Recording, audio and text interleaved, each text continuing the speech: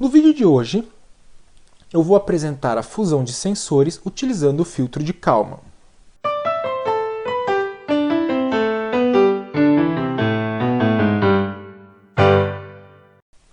Vamos começar fazendo uma recapitulação.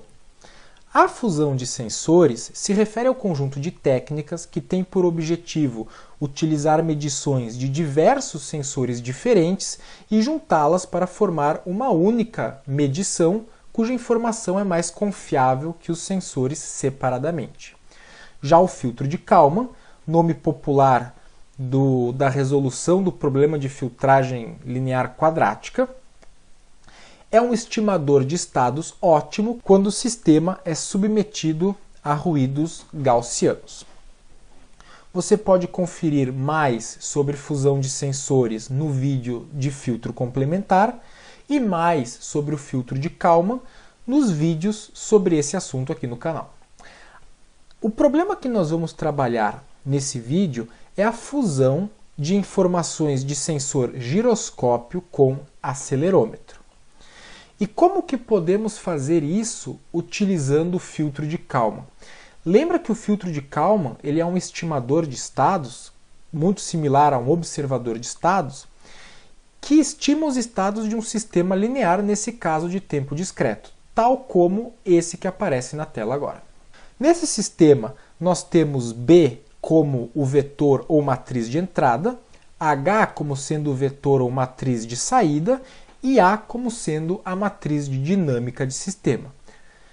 Z-1 é o operador de atraso, os vetores U e Y representam, respectivamente, a entrada do sistema e a saída do sistema, e W e V são dois ruídos gaussianos de média zero e matrizes de covariância conhecidas. Como que nós podemos utilizar o filtro de Kalman, que estima os estados de um sistema como esse, para fundir dois sensores? A ideia básica é escrever as informações dos sensores como sendo entrada e saída de um sistema dinâmico.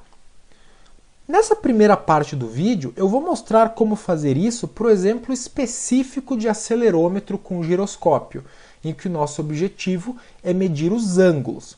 Os ângulos, nesse caso, é utilizando o mesmo sistema do vídeo de filtro complementar.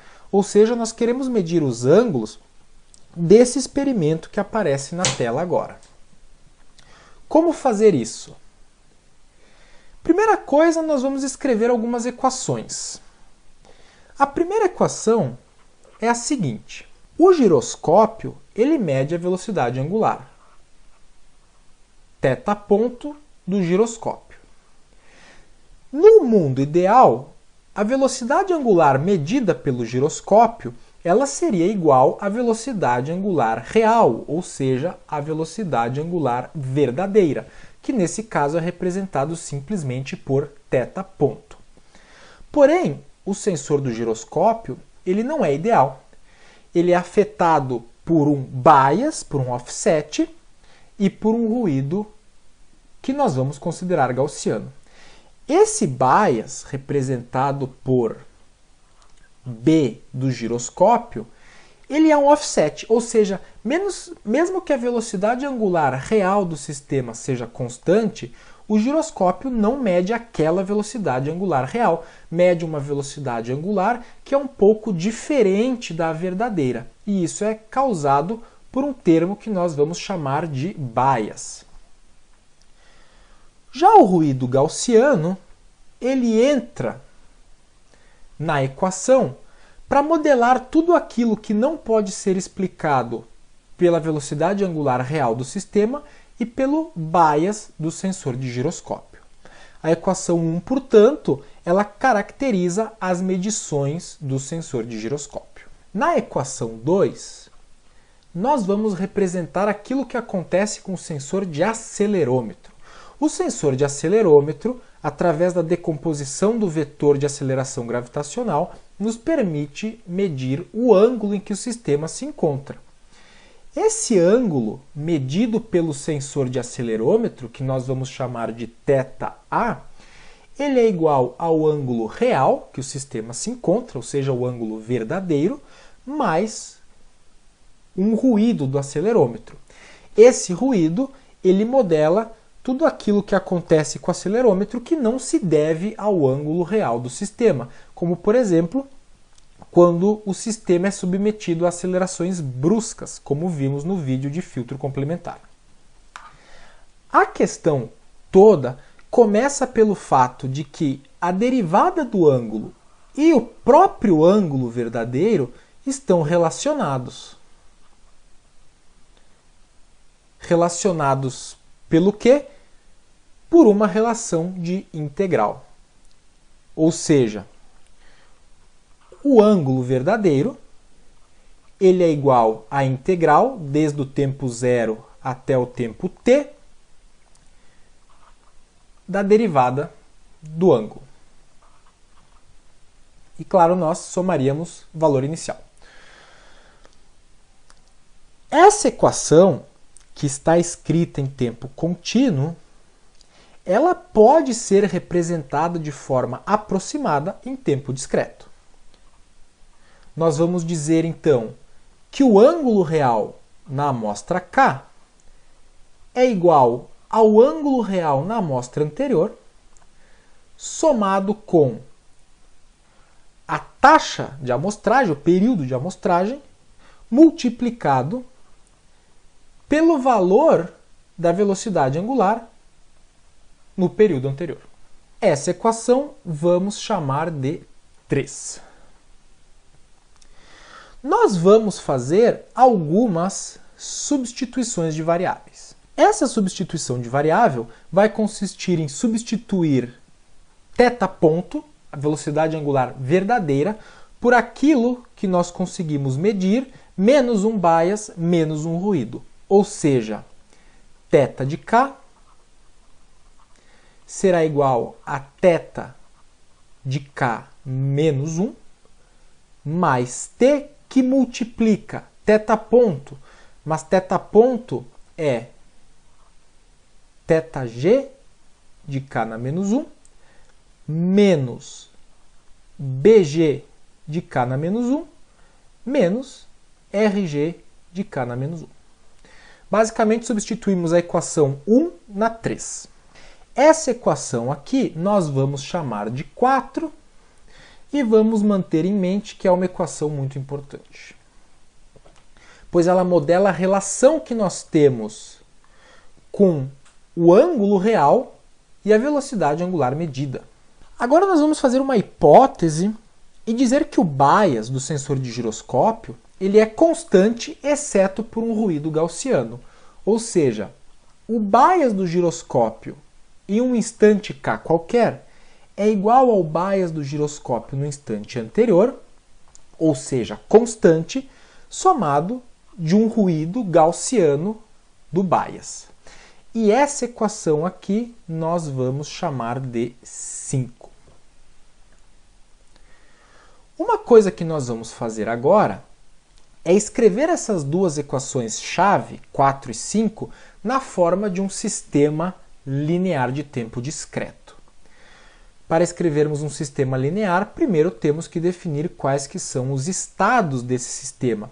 E vamos escolher duas variáveis como sendo o estado: o ângulo real e o bias do sensor. Então nós vamos ter uma variável de estados, que é composta pelo ângulo real, verdadeiro, do sistema, e o bias do giroscópio. Se isso for o caso, nós podemos escrever que x de k mais 1 é igual a uma matriz que multiplica x, mais um vetor que multiplica u, mais um ruído gaussiano. E a saída,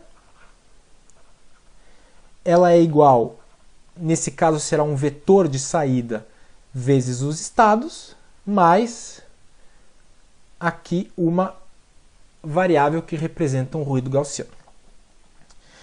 Primeira equação é a 4. O primeiro estado é θ, então, portanto, θ de k mais 1 é o próprio θ de k,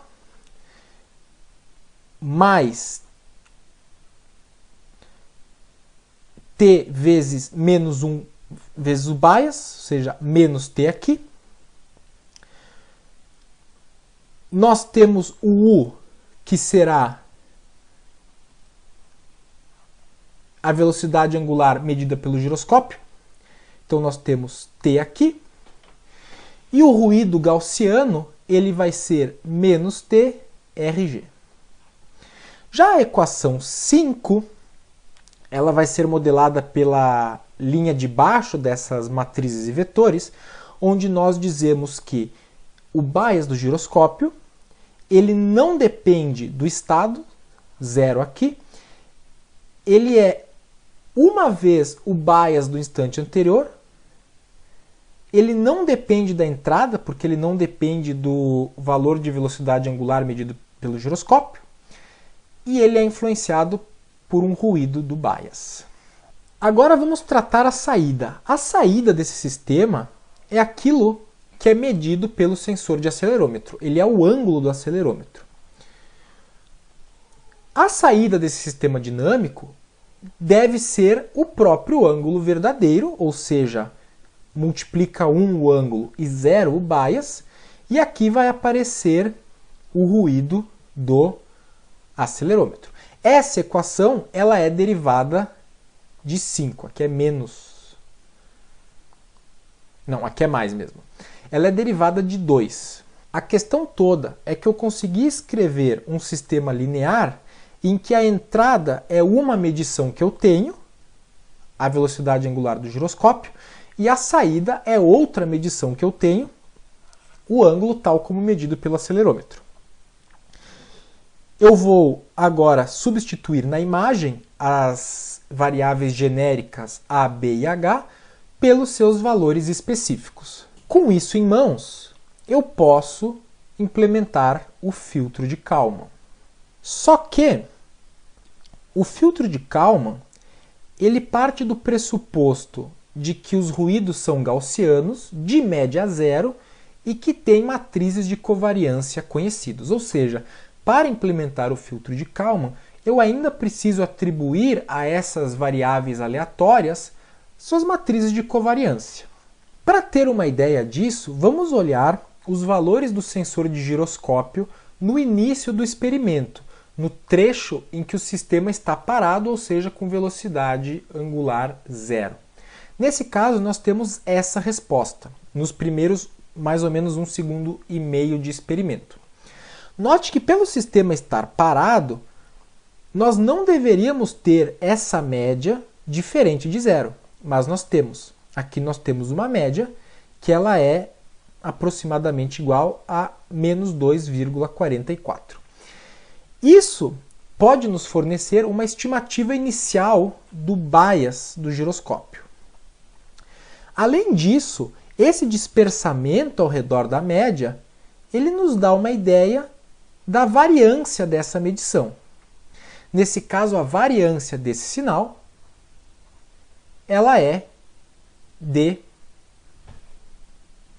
0,0466. É claro que nós não conseguimos decompor o que é variância do bias e o que é variância da medição do giroscópio. Só que essa verificação inicial, pelo menos, nos dá uma ideia da ordem de grandeza. Então, o que eu fiz aqui no W como matriz de covariância? Eu coloquei uma matriz diagonal, em que o primeiro elemento tem t ao quadrado, vamos chamar isso aqui de Vzinho, isso é um V. T ao quadrado V e aqui V. Por quê? Porque quando nós temos uma variável aleatória multiplicada por uma constante, a variância desse resultado é a constante ao quadrado vezes a variância original. Isso, como eu disse antes, não é muito preciso, porque nós não temos como separar o que é variância do bias e o que é variância do giroscópio, mas isso pelo menos nos dá uma ideia da ordem de grandeza das variâncias. Lembrando que nesse exemplo específico, o período de amostragem é de 50 milissegundos. Já o acelerômetro, é sabido que ele tem uma variância muito maior do que o giroscópio, principalmente quando o sistema está submetido a acelerações que não se devem à aceleração gravitacional, quando o sistema bate no fim de curso ou quando o atuador modifica a aceleração do sistema. Então é natural que a variância do acelerômetro seja maior que do giroscópio. Só que nós não temos como avaliar quantitativamente com precisão quanto é essa variância. Por quê? Porque ela se altera ao longo do tempo. Quando o sistema está em repouso é uma variância e quando o sistema está submetido a acelerações externas é outra variância. Mas o que nós sabemos é que a ordem de grandeza dessa variância é muito maior do que do giroscópio. E por isso eu atribuí como variância 10. Primeiramente eu vou colocar na tela o vídeo do experimento sincronizado com as medições. Nas medições nós temos a comparação entre ângulo do acelerômetro, ou seja, ângulo calculado puramente com os dados do acelerômetro, e ângulo estimado pelo filtro de Kalman. Nós notamos que o filtro de Kalman ele é muito mais imune a ruídos do que o ângulo puramente medido pelo acelerômetro, como era de se esperar. Agora na tela vai aparecer a mesma coisa, só que junto nós vamos ter o resultado do filtro complementar implementado no último vídeo, onde o parâmetro A era igual a 0,95. Esse resultado, agora aparecendo na tela em forma de imagem estática, nos permite analisarmos algumas coisas. A primeira é que o filtro complementar, tal como implementado, ele vai se acomodar com um erro de regime em relação ao acelerômetro. Note que o traçado verde ele está descendo em relação à média do acelerômetro e aqui embaixo ele também continua descendo em relação à média do acelerômetro. Ele vai divergir indefinidamente? Não, mas vai convergir para um erro de regime permanente de aproximadamente 2 graus. E isso se deve principalmente, até onde eu entendo, pela ordem dos filtros implementados no filtro complementar. Já o filtro de Kalman, ele segue a média do acelerômetro, mas quando há variações bruscas no sistema, ele se comporta muito melhor filtrando ruídos, ou seja, dando mais ênfase aos dados provenientes do giroscópio.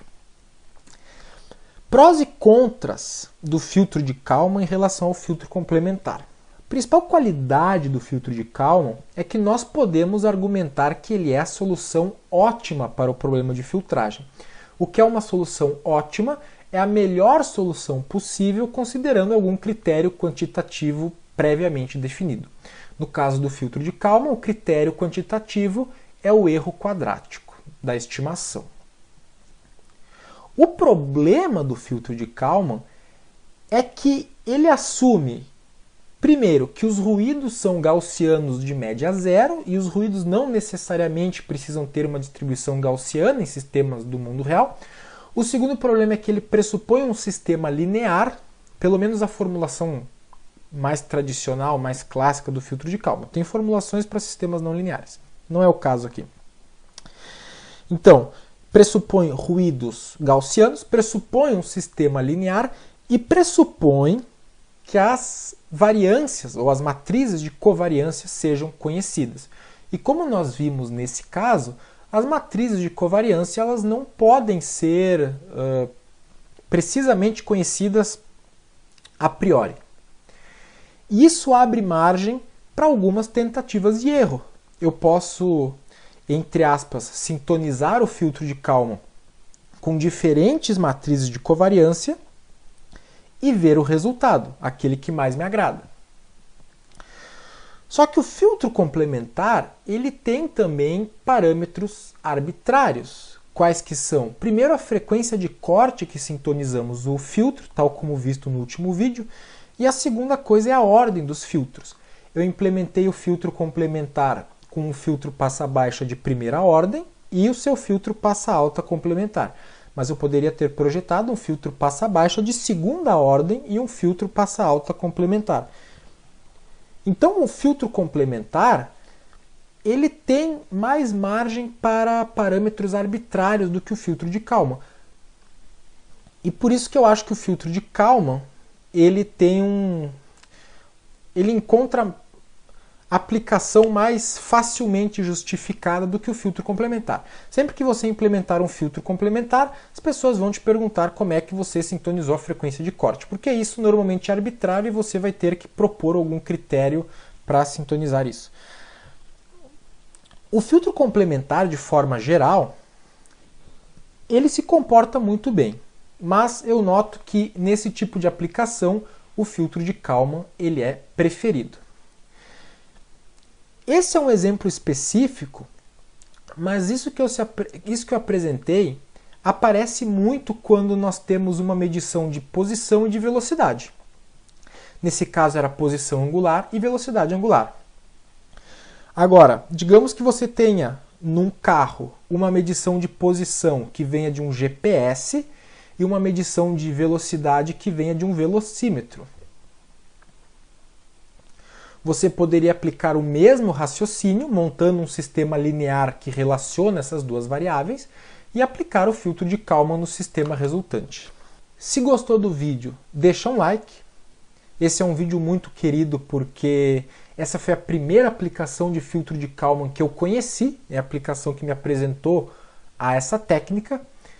Se você gosta do conteúdo do canal, se inscreve, que quando nós chegarmos a 10 inscritos vai ter um vídeo muito legal que eu vou lançar. Se ficou com dúvidas ou tem alguma sugestão, deixa um comentário aqui embaixo e até a semana que vem.